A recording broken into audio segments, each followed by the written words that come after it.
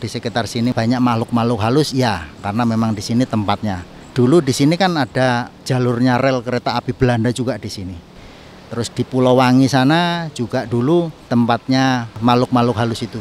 Ada sebutan di sana Will itu semacam anak-anak kecil gitu. Sering memunculkan sosok-sosok yang kadang berbeda-beda. Bisa yang menakutkan, bisa berbentuk wujud hantu-hantu yang seram di situ, atau sosok hantu yang banyak darahnya atau tanpa kepala. Nah, di sini ada perjalanan yang seperti itu.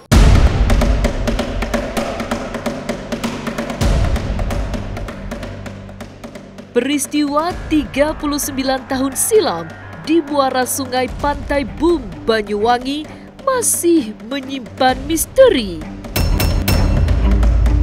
Air sungai yang dangkal tiba-tiba mengamuk saat datang gelombang dari lautan. Akibatnya, dari 86 anggota Inkai yang tengah berlatih, 26 orang meninggal dunia terbawa ke tengah laut. Termasuk sang pelatih yang sedang berjuang keras menyelamatkan anak didiknya. Kini di pantai yang sejatinya memiliki panorama indah itu berdiri Tugu Inkai yang sekaligus menandai sejarah kelam di masa silam.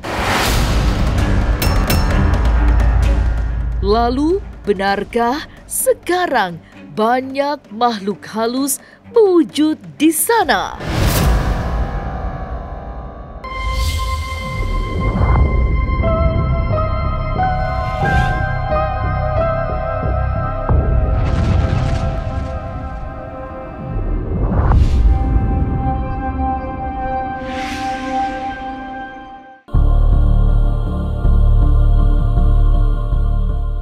Peristiwa maut itu memang sudah berlalu lebih dari 4 windu. Tapi trauma panjang belum hilang ingatan masyarakat Banyuwangi pada tragedi meninggalnya 36 karateka masih sangat kuat setiap kali melihat Pantai Bum. Semua orang dengan kepedihan mendalam mengisahkan peristiwa tahun itu. Pada waktu itu, pada hari itu 17 Januari 1982 itu mereka sedang melaksanakan latihan atau ujian kenaikan tingkat. Nah, jadi mereka mengadakan latihan di bibir di pantai, ya, di dekat muara, di Pantai Bum. Dan pada saat latihan mereka tidak ada air besar, tapi mungkin karena memang itu sudah menjadi takdir. Pada saat latihan itulah tiba-tiba datang air besar yang menyeret sebagian dari anggota yang sedang melaksanakan latihan. Pelatihnya ada juga. Kalau surut, ini kan sungai, ini di muara sungai pasti ada airnya. Tetapi di sana kalau memang surut ya kelihatan pasirnya lah, ya. Tapi tahu-tahu pada waktu itu kok ada air besar seperti itu. Sejak tragedi itu banyak yang menghindari Pantai Bum. Tapi sesungguhnya bukan karena horor akibat tewasnya 36 anggota Inkai, tapi lebih kepada kepedihan yang belum terobati.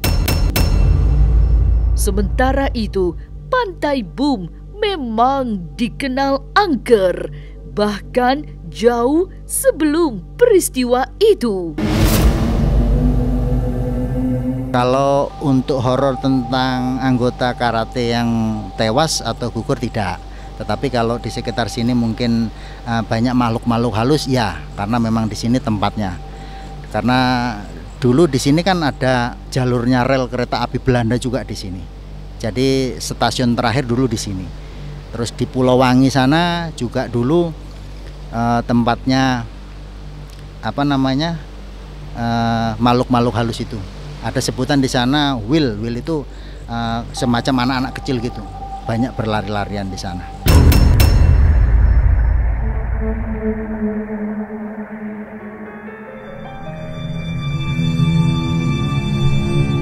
Jenis kuntilanak menjadi hantu paling banyak dilihat masyarakat. Selebihnya, sekedar cerita-cerita horor dan rasa takut akibat perasaannya sendiri. Atau hantu anak kecil lelarian yang memang sudah biasa didengar sebagai penghuni Pulau Wangi. Tapi benarkah ada hantu none Belanda di gudang tua peninggalan penjajah? Setahu saya selama di sini kuntilanak ya sama yang lari-lari kecil itu aja, setahu saya. Kalau diganggu ya, karena kita kan kalau malam itu kita patroli seluruh area. Makanya saya tekankan juga sama anggota saya, kalau patroli jangan sendirian. Karena memang walaupun gimana lebih baik berdua daripada sendiri. Kadang tahu-tahu seperti ada kain putih gitu terbang gitu kan. Seperti itu pernah saya lihat. Perasaan takut itu ada, tapi kembali semua kita kembalikan yang lebih kita takuti kan yang pencipta dunia ini, Allah Subhanahu wa Ta'ala. Tapi benarkah ada hantu none Belanda di gudang tua peninggalan penjajah? Jangan kemana-mana, tetap subscribe, like, share, dan komen agar tak ada yang terasa ganjil di sekitar Anda.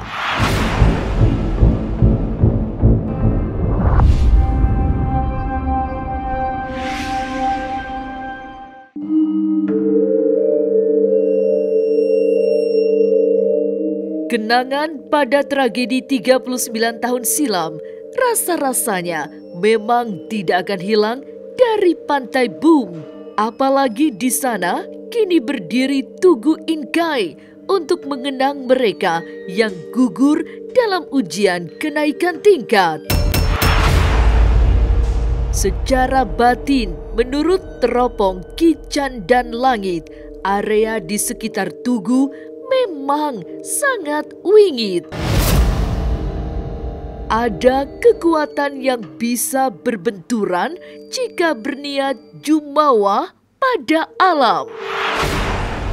Menurut saya, dari energi Tugu Inkai tersebut, memang banyak sekali orang belajar menggali kebatinan ya, terutama ilmu kanuragan dan ilmu bela diri, dan di situ untuk sugestinya itu mengasah diri. Jadi kita itu akan menemukan ilmu yang bisa memperkuat atau kekuatan lah yang jelas di situ itu, karena sugesti dari turun temurun. Namun di situ ada efek yang orang itu belum memahami, karena di situ ada energi yang baik, ada energi yang kurang baik.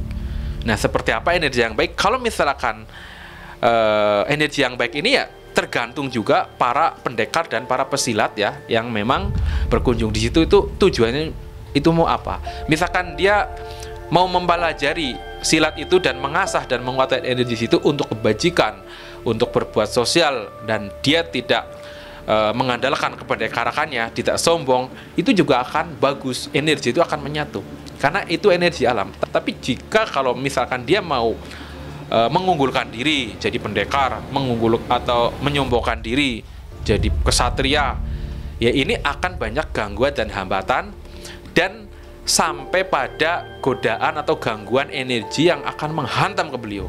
Ketika beliau mengeluarkan energi,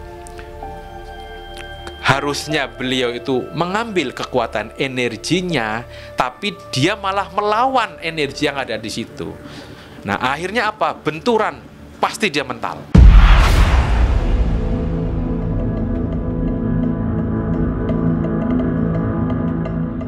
Tidak jauh dari pantai serta Tugu Inkai yang menyimpan kenangan kelam, ada gudang tua yang tidak banyak difungsikan. Gedung yang masih kokoh bercat putih kusam itu adalah peninggalan penjajah Belanda. Dari bentuknya serta gaya bangunannya yang kuno, terasa betul ada sisi-sisi mistik yang terselip di sana. Dan begitu memasuki area gudang yang lapang, ada perasaan merinding tiba-tiba.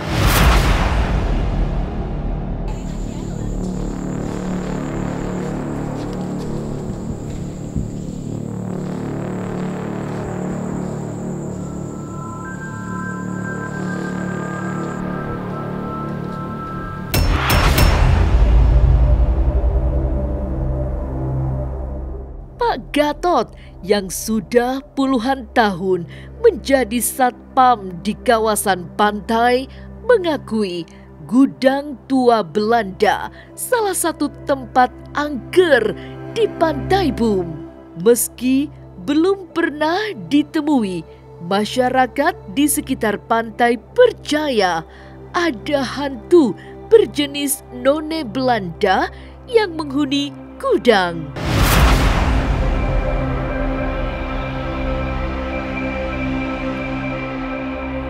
Dulu untuk perdagangan memang pusatnya di sini karena di sini juga ada jalur kereta api. Dan ada satu mitos di sini noni Belanda. Jadi adalah yang pernah ketemu untuk makhluk kasat mata itu sebutannya di sini ada noni Belanda untuk di gudang ini. Ya di sekitar sini, di sekitar gudang sini kalau munculnya itu. Yang santer, yang beredar di masyarakat sini itu sebutannya. Jadi mereka menyebutnya itu noni Belanda. Ya wujudnya bilangnya seperti cewek Belanda itu, rambutnya blonde dan lain sebagainya seperti itu.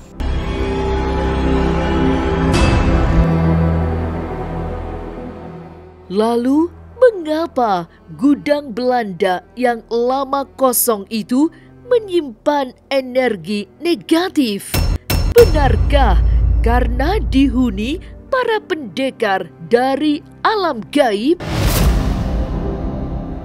Jangan kemana-mana, tetap subscribe, like, share, dan komen agar tak ada yang terasa ganjil di sekitar Anda.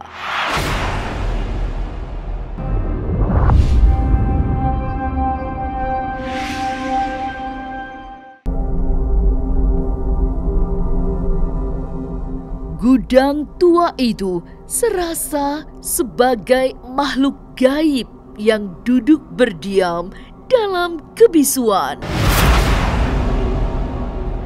Lama tanpa suara, meski di dalamnya banyak suara yang tak terdengar telinga manusia.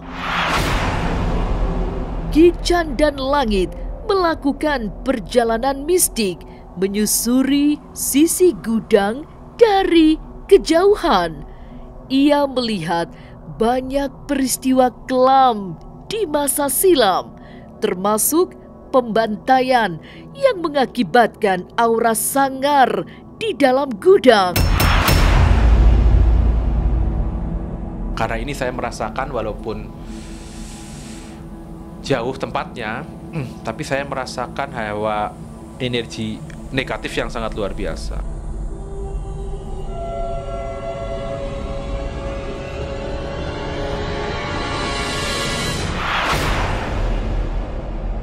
Para pemirsa Ganjil Misteri, dalam perjalanan tadi saya sekilas ke sana itu menyimpan segudang misteri yang jelas banyak sekali perjalanan atau kejadian-kejadian di masa lampau yang mana tadi saya melihat banyak mayat di sana.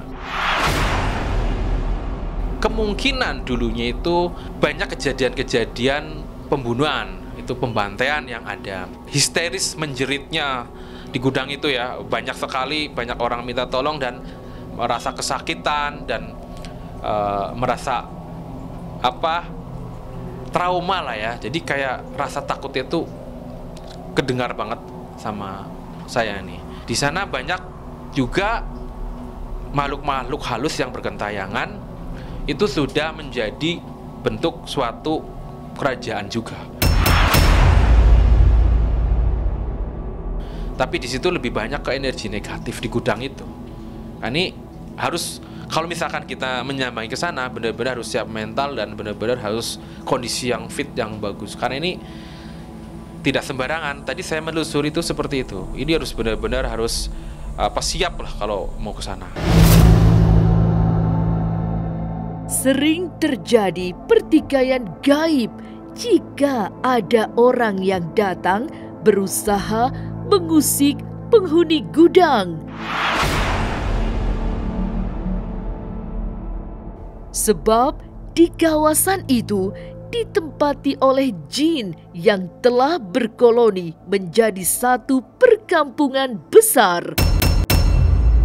Mereka akan melakukan perlawanan jika ada yang ingin mencoba-coba kekuatan batinnya. Lokasi gudang tersebut, para jin-jinnya memang itu satu wadah, satu ikatan. Itu memang mereka itu bersinergi, bekerja sama. Jadi di situ kalau jika ada benturan misalkan kekuatan yang satu dengan yang lainnya, ini datangnya tuh dari lain, ya, dari lain tempat, dari lokasi. Kemungkinan ada sisi goib yang melewati ke situ loh, karena mereka punya pusat energi yang untuk menyadap energi itu bisa tahu-tahu itu goib yang satunya itu jatuh ke situ, akhirnya apa, ada perlawanan dan akhirnya terjadi pertikaian antara goib. Dan bisa jadi antara kodam manusia, pengunjung yang memang di situ punya kodam, di situ benturan juga, kalau nggak cocok, nggak kuat, benturan, akhirnya ada perlawanan. Nah, akhirnya kan bisa menimbulkan kejadian-kejadian yang di luar dugaan, kecelakaan atau amit-amit meninggal di situ, atau melihat sosok-sosok yang aneh ya, mungkin pocong lah, hantu lah, atau mayat yang memang dulunya itu bekas pembantaian, yang dibantai oleh zaman kolonial Belanda. Hantu berjenis none Belanda yang sering muncul dilihat masyarakat, menurut Ki Candan Langit hanya satu jenis saja. Padahal ada beberapa hantu Belanda yang ikut menjadi penghuni gedung tua tersebut. Biasanya, jika yang datang adalah orang asing atau bukan penduduk lokal, hantu yang muncul adalah bentuk-bentuk yang seram. Di dalam lokasi gudang tersebut, ini sering makhluk halusnya itu bereksistensi dan sering memunculkan sosok-sosok yang kadang berbeda-beda. Bisa itu mengganggu masyarakat dan terkadang menampakkan kepada orang-orang tertentu. Misalkan kalau orang yang dekat di situ kemungkinan sudah biasa kalau melihat hal, tapi biasanya kalau orang asing yang datang itu langsung diwujudkan sosok-sosok yang aneh, bisa yang menakutkan, bisa berbentuk wujud hantu-hantu yang seram di situ, atau sosok hantu yang banyak darahnya atau tanpa kepala. Nah, di sini ada perjalanan yang seperti itu.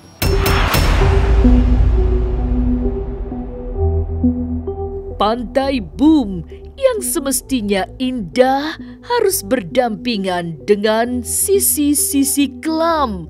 Bukan hanya karena ada peristiwa maut 39 tahun silam, tapi oleh sebab kawasan ini memang dihuni banyak makhluk gaib.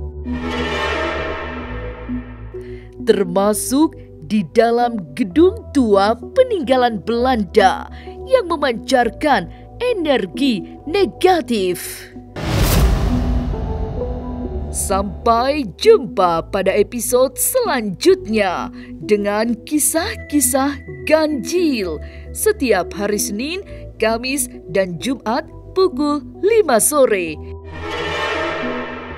Tapi sebelumnya jangan lupa subscribe, like, share, dan komen agar tak ada yang terasa ganjil di sekitar Anda.